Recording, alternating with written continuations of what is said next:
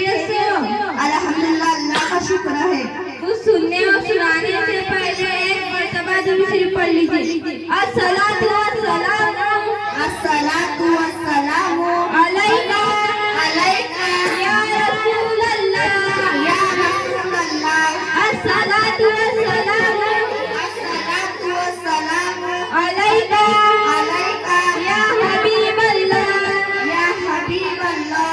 अस्सलातु वस्सलामु अस्सलातु वस्सलामु अलैका अलैका या नबी अल्लाह या नबी अल्लाह। व अला आलिका व अला आलिका व अस्हाबिका व सहाबिका या शफीआना या शफीआना यौमल जज़ा।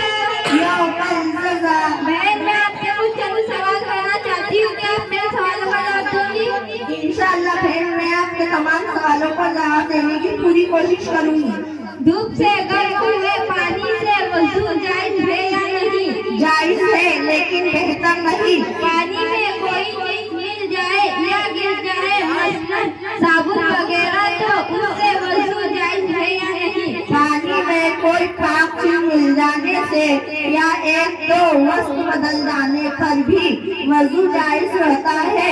हाँ, जब तीनों वस्त्र बदल जाए और पानी गाढ़ा हो जाए तो वजू नाजायज हो जाता है। कुएं में कबूतर या किसी चिड़िया की बीट या ये गंदगी गिर जाए तो उसका हुक्म क्या है?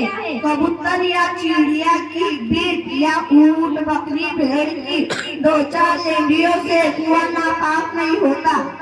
माशाअल्लाह बहन, आपने